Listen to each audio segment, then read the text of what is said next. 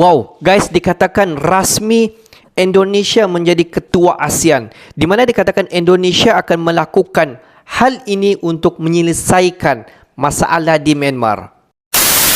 Hello guys, bismillahirrahmanirrahim. Assalamualaikum warahmatullahi wabarakatuh. Allahumma salli ala Sayyidina Muhammad wa ala ali Sayyidina Muhammad. Guys, selamat datang ke Musa Channel. Ini adalah channel YouTube aku, Musa bin Muhammadirin Channel. Kepada subscriber, kepada viewer di luar sana yang baru sahaja terjumpa Musa Channel, jangan lupa guys untuk memberi sokongan kalian kepada channel ini dengan menekan ataupun klik tombol subscribe, like dan komen di bahagian komentar di bawah. Dan kepada subscriber, kepada viewer di luar sana yang selama ini telah memberi sokongan kepada Musa Channel, aku mengucapkan ribuan terima kasih guys. Kalian memang awesome, mantap, terbaik guys. Dan aku sentiasa mendoakan agar semua kalian yang sedang menonton video ini agar dipermudahkan segala urusan, dibukakan pintu-pintu rezeki, dihindarkan, dijauhkan daripada segala malapetaka, dan juga dihindarkan daripada segala fitnah akhir zaman guys. Amin amin ya rabbal alamin. Guys, seperti biasa, hari ini kita akan buat sedikit lagi video reaction di channel Endo Magazine.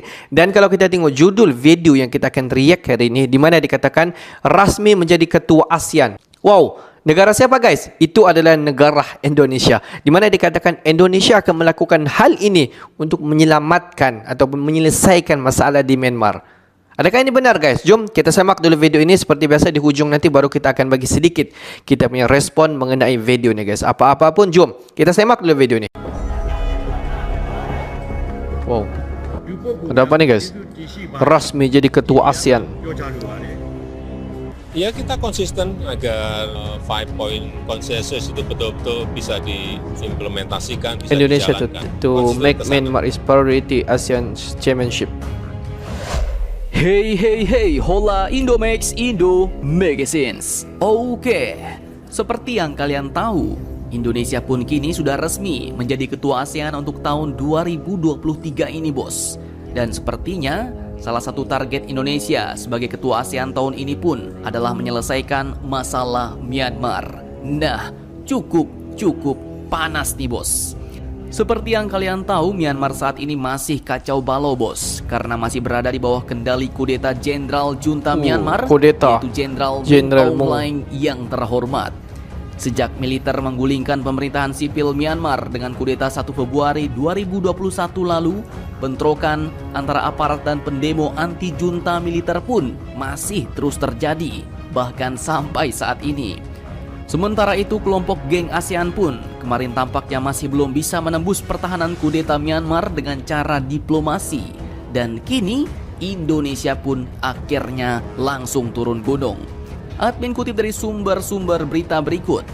Presiden Indonesia Pak Joko Widodo pun kini akhirnya buka suara soal keketuaan Indonesia di ASEAN 2023 di tengah isu Myanmar. Menurut beliau, untuk menyelesaikan Myanmar, Indonesia pun kini bakal fokus pada 5 konsensus yang ada.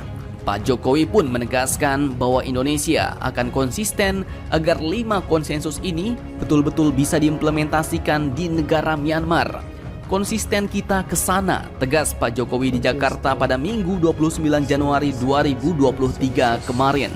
Nah, Ibu Retno Marsudi sebagai Menlu Indonesia pun juga mengamini apa yang disampaikan oleh Pak Joko Widodo bos. Ia menegaskan bahwa posisi Indonesia akan terus konsisten menerapkan 5 konsensus tersebut. Dan beliau juga menegaskan bahwa itu adalah keputusan dari para pimpinan ASEAN. ASEAN akan berusaha semaksimal mungkin untuk membantu Myanmar keluar dari krisis politik. Kendati Ibu Retno menegaskan bahwa yang bisa membantu Myanmar sebenarnya adalah bangsa mereka sendiri.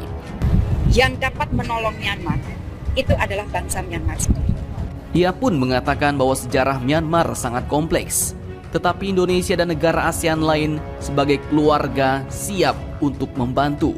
Ibu Retno Marsudi pun mengatakan bahwa kami selalu sampaikan pesan kepada junta militer Myanmar bahwa implementasi 5 poin konsensus adalah pendekatan ASEAN, satu-satunya pendekatan ASEAN untuk membantu negara Myanmar, ujar beliau.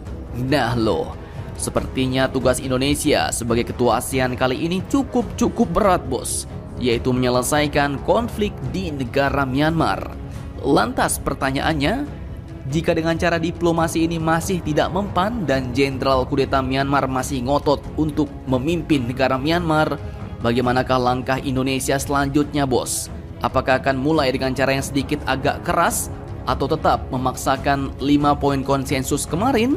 Silahkan kalian cocor-bacor di kolom komentar. Akhir kata seperti biasa admin ucapkan, tetaplah kalian barbar dan jangan santuy terus. Demi Indonesia maju. Salam Indomax Indo Magazines. Stop guys. Guys, kalau kita tengok pada tahun lepas lagi di mana Indonesia telah dilantik, khususnya kepada Presiden Jokowi, telah dilantik menjadi ketua ASEAN. Di mana kalau kita tengok salah satu peranan ketua ASEAN ini adalah untuk memastikan negara-negara ASEAN ini dalam keadaan yang harmoni tanpa ada penindasan untuk hak asasi manusia. Tapi sebenarnya kalau kita tengok sebalik apa yang berlaku di Myanmar pada ketika ini, seperti semua di luar sana faham masalah kudeta ataupun masalah politik yang berpanjangan. Sampailah pada kali ini kalau kita tengok sudah pun beberapa tahun masalah politik di sana dan tiada campur tangan daripada negara-negara di luar daripada sana.